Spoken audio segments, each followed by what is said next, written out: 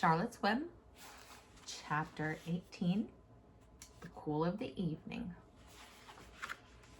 In the cool of the evening, when shadows darkened the fairgrounds, Templeton crept from the crate and looked around. Wilbur lay asleep in straw. Charlotte was building a web. Templeton's keen nose detected many fine smells in the air. The rat was hungry and thirsty. He decided to go exploring. Without saying anything to anybody, he started off. "Bring me back a word," Charlotte called after him. "I'll be writing tonight for the last time." The rat mumbled something to himself and disappeared into the shadows. He did not like being treated like a messenger boy. After the heat of the day, the evening came as a welcome relief to all. The Ferris wheel was lighted now. It went round and round in the sky and seemed twice as high as by day. There were lights on the midway, and you could hear the crackle of the gambling machines and the music of the merry-go-round and the voice of the man in the Beano booth calling numbers. The children felt refreshed after their nap. Fern met her friend Henry Fussy, and he invited her to ride with him in the Ferris wheel. He even bought a ticket for her, so it didn't cost her anything. When Mrs. Arable happened to look up into the starry sky and saw her little daughter sitting with Henry Fussy and going higher and higher into the air, and saw how happy Fern looked, she just shook her head. My, she said. Henry Fussy. Think of that. Templeton kept out of sight. In the tall grass behind the cattle barn, he found a folded newspaper. Inside it were leftovers from somebody's lunch. A deviled ham sandwich, a piece of Swiss cheese, part of a hard-boiled egg, and the core of a wormy apple. The rat crawled in and ate everything. Then he tore a word out of the paper, rolled it up, and started back to Wilbur's pen. Charlotte had her web almost finished when Templeton returned, carrying the newspaper clipping. She had left a space in the middle of the web. At this hour, no people were around the pig pen, so the rat and the spider and the pig were by themselves. "I hope you brought a good one," Charlotte said. "It is the last word I shall ever write."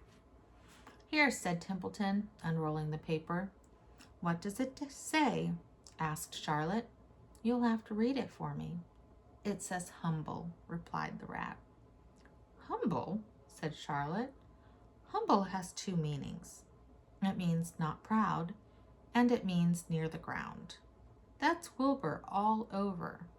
He's not proud, and he's near the ground." "Well, I hope you're satisfied," sneered the rat. "I'm not going to spend all my time fetching and carrying. I came to this fair to enjoy myself, not to deliver papers." "You've been very helpful," Charlotte said. "Run along if you want to see more of the fair." The rat grinned. "I'm going to make a night of it," he said. "The old sheep was right. This fair is a rat's paradise. What eating and what drinking, and everywhere good hiding and good hunting. Bye-bye, my humble Wilbur. Fare thee well, Charlotte, you old schemer. This will be a night to remember in a rat's life." He vanished into the shadows. Charlotte went back to her work. It was quite dark now. In the distance, fireworks began going off. Rockets, scattering fiery balls in the sky. By the time the Arables and the Zuckermans and Lurvy returned from the grandstand, Charlotte had finished her web. The word humble was woven neatly in the center. Nobody noticed it in the darkness. Everyone was tired and happy. Fern and Avery climbed into the truck and lay down. They pulled the Indian blanket over them. Lurvy gave Wilbur a fork full of fresh straw. Mr. Arable patted him. "Time for us to go home," he said to the pig. "See you tomorrow." The grown-ups climbed slowly into the truck, and Wilbur heard the engine start and then heard the truck moving away in low speed. He would have felt lonely and homesick had Charlotte not been with him. He never felt lonely when she was near. In the distance, he could still hear the music of the merry-go-round. As he was dropping off to sleep, he spoke to Charlotte. "Sing me that song about the dung and the dark," he begged. "Not tonight," she said in a low voice. "I'm too tired." Her voice didn't seem to come back from her web. "Where are you?" asked Wilbur. "I can't see you. Are you on your web?" "I'm back here," she answered, "up in this back corner." "Why aren't you on your web?" asked Wilbur. "You almost never leave your web." "I've left it tonight," she said. Wilbur closed his eyes. "Charlotte," he said after a while, "do you really think Zuckerman will let me live and not kill me when the cold weather comes? Do you really think so?" "Of course," said Charlotte. "You are a famous pig, and you are a good pig. Tomorrow you will probably win a prize. The whole world will hear about you. Zuckerman will be proud and happy to own such a pig. You have nothing to fear." "You have nothing to fear, Wilbur, nothing to worry about. And maybe you'll live forever. Who knows? And now, go to sleep." For a while, there was no sound. Then Wilbur's voice. "What are you doing up there, Charlotte?" "Oh, making something," she said.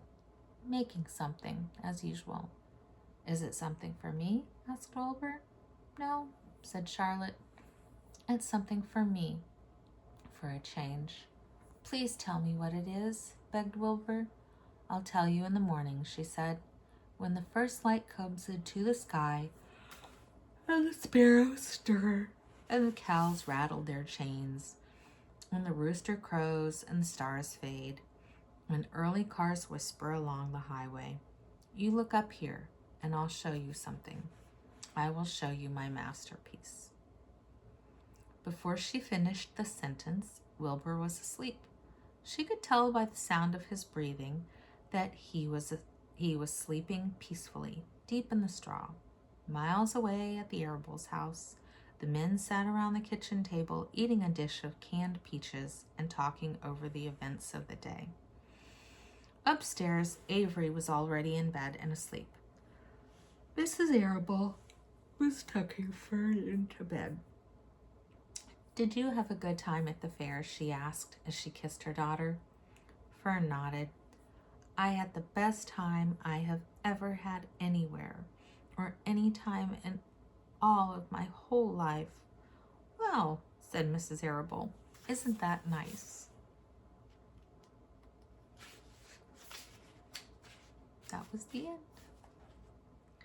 And the next chapter is chapter 19, and it's called The Egg Sack.